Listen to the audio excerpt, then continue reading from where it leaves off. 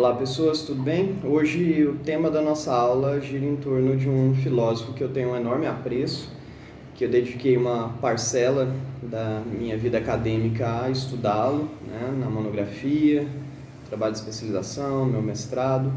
Então é um filósofo que eu tenho até bastante dificuldade para apresentá-lo em poucos minutos, né, mas a gente vai tentar fazer isso. Muito provavelmente as aulas sobre Foucault serão divididas aqui nos vídeos, no YouTube, em 3 etapas. A primeira etapa, que é a de hoje, eu viso apresentar elementos mais biográficos e tentar conectar essa relação biográfica com a produção intelectual dele, sem aprofundar em nenhum tema dentro da sua obra, já que a gente vai fazer isso em vídeos futuros. Michel Foucault nasceu ali em 1926, na França, e morreu neste mesmo país em 1984, portanto bastante jovem, sendo uma das primeiras figuras públicas a se vitimarem em relação à AIDS, né, aos desdobramentos do vírus, que na época, nos anos 80, ainda pouco se conhecia, especialmente em termos de medidas para conter o avanço do vírus no corpo, né? Pois bem, Michel Foucault veio de uma família de médicos. O pai, toda a estrutura familiar era diretamente ligada ao universo da medicina. Havia uma expectativa enorme para que ele, Michel Foucault, também fosse médico, também atuasse no universo da medicina, mas ele sempre foi um outsider, digamos assim, dentro da família, um cara que fugia um pouco dos padrões, né? E sempre demonstrou um interesse muito grande pelo campo das ciências humanas. E para esse setor ele foi.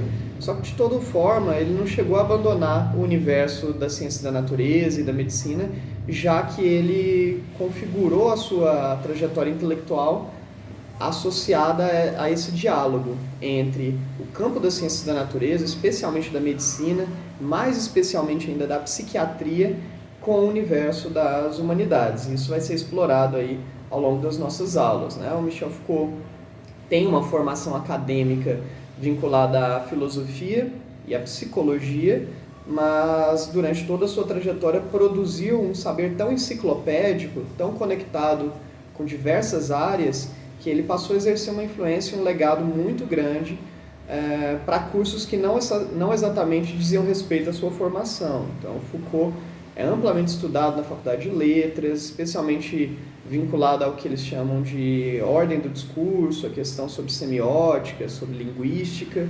O Foucault é amplamente estudado nos cursos de direito, especialmente no campo do direito penal, por conta de uma obra que eu vou comentar com vocês agora, chamada Vigiar e Punir. Ele é muito estudado na formação em psiquiatria, por conta da sua tese intitulada História da Loucura, publicada ali no início dos anos 60, muito estudado no curso de Ciências Sociais, por conta dos estudos dele vinculado às pautas que interessam ao feminismo, às discussões sobre sexualidade, e ele, no universo da história, é considerado, inclusive por boa parte dos historiadores profissionais, um historiador de fato.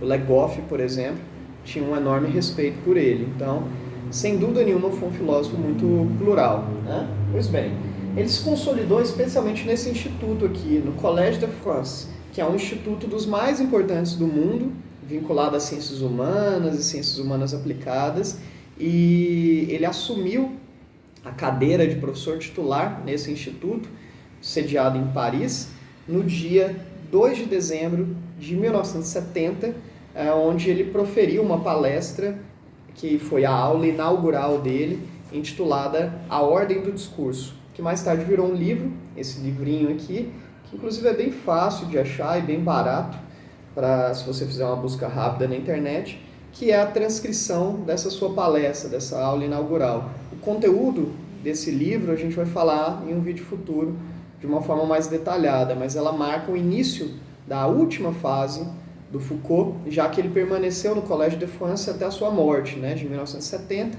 até 84, quando foi vitimado pela AIDS. E deixou ali, inclusive, uma trajetória bastante inacabada.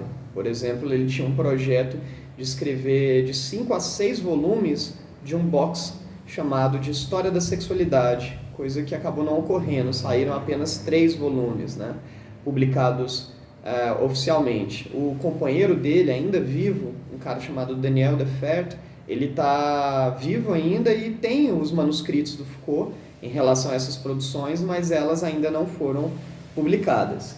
Beleza. Nesse instituto, no Collège de France, ele era professor titular de uma disciplina chamada História dos Sistemas de Pensamento.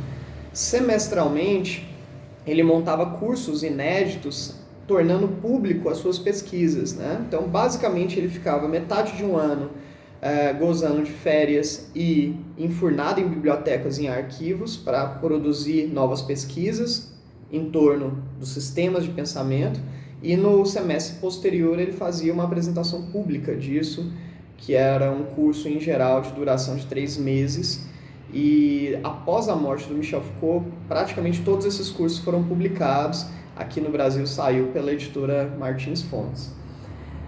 Ele é considerado um autor pós-moderno, a gente vai problematizar isso em vídeos futuros. O Foucault sempre recusou qualquer alcunha, qualquer tentativa de enquadrá-lo, de enlatar o pensamento dele, mas no campo da produção do conhecimento filosófico ele costuma ser associado aos pensadores pós-modernos e aos pensadores estruturalistas. Repito, muito embora ele negue essa alcunha, né? Mas aí a gente, num vídeo futuro, vai definir exatamente o que seria essa tal pós-modernidade e o pensamento estruturalista. Um outro aspecto que eu julgo importante é o quanto Foucault transformou a filosofia dele em um exercício prático. Ele sempre foi um crítico do quanto a filosofia, historicamente, se afirmou como um saber muito conceitual, um saber muito abstrato, um pouco conectado com a vida prática, né? Nesse sentido, para ele, fazer filosofia está intimamente vinculado a se posicionar, a engajamento sociopolítico, né? Nesse aspecto, ele até se assemelha a um amigo dele de lutas políticas, que é o Jean-Paul Sartre, que a gente já falou em vídeos anteriores, muito embora eles se posicionem em tradições filosóficas distintas, né? O Foucault mais próximo do estruturalismo e o Sartre mais próximo do que a gente convencionou chamar de existencialismo. Beleza, ambos, Sartre e Foucault, foram figuras importantíssimas para um evento histórico marcante na França, que foi o Maio de 68. Nesse mês, no ano de 1968, houve uma paralisação geral do país, da França, tanto por parte de estudantes, quanto por parte da classe trabalhadora, tentando pressionar o governo, por meio de uma greve geral, a melhores condições, direitos, a uma legislação que favorecesse o universo tanto trabalhista quanto estudantil. Michel Foucault foi uma das grandes lideranças que foi às ruas, lideranças intelectuais, nesse período, né? O Foucault também esteve ao Brasil diversas vezes e criou vínculos de amizade no Brasil. O mais destacado delas é um pensador, um filósofo brasileiro chamado Roberto Machado, que foi inclusive aluno do Foucault no Collège de France, assistiu várias das suas aulas, né? O Foucault deixou um enorme legado para as ciências humanas, que vai ficar evidenciado nos vídeos futuros, e ele teve bases de influência. Uma das bases de influência do pensamento dele, que eu gosto de destacar, é a do Friedrich Nietzsche, especialmente vinculada ao método genealógico de investigação. Friedrich Nietzsche, vocês devem se lembrar, escreveu uma obra chamada Genealogia da Moral. Nessa obra ele pretende encontrar as bases da moralidade ocidental, que para ele, Nietzsche, está assentada na moralidade platônica e na moralidade cristã, que ele visou inclusive criticar, né? Esse método genealógico interessou muito ao Foucault. Por exemplo, ao ministrar o curso A Ordem do Discurso, ele quis promover um estudo genealógico sobre o que é discurso, quais são as relações de poder provenientes da oratória, da discursividade, né? Ao se interessar, por exemplo, por questões vinculadas ao sistema prisional, aos cárceres, ele escreveu esse livro emblemático chamado Vigiar e Punir. Esse livro pretende fazer um estudo genealógico sobre as origens das prisões no mundo ocidental, que são ali datadas do século XVIII. A gente vai explorar isso em aulas futuras. Escreveu também um livro chamado História da Sexualidade, que propõe também um estudo genealógico em torno das relações com o corpo, os prazeres e a sexualidade, indo desde ali do mundo antigo, desde a antiguidade arcaica, até discussões mais contemporâneas. Escreveu um curso uma tese, né, chamada História da Loucura, onde ele também tentou promover um estudo genealógico acerca do conceito de loucura, do que é loucura, né, no mundo especialmente ocidental, como que o conceito de loucura, de anormalidade, sofreu alterações ao longo da história, entre outras obras, né? Então a gente percebe claramente essa influência nietzschiana, e um outro elemento marcante no pensamento do Foucault é o quanto ele se interessou pelos grupos historicamente subalternizados, marginalizados, né? Os grupos excluídos. O louco, o morador de rua, o prisioneiro, as pessoas que eram assujeitadas em relação à sua sexualidade, né? E isso, obviamente, foi uma marca do seu pensamento. A respeito de características mais específicas, mais conceituais, a gente vai se preocupar em fazer isso num vídeo futuro, tá bom? Então, por hoje é só, pessoas. Tchau, tchau. Até mais.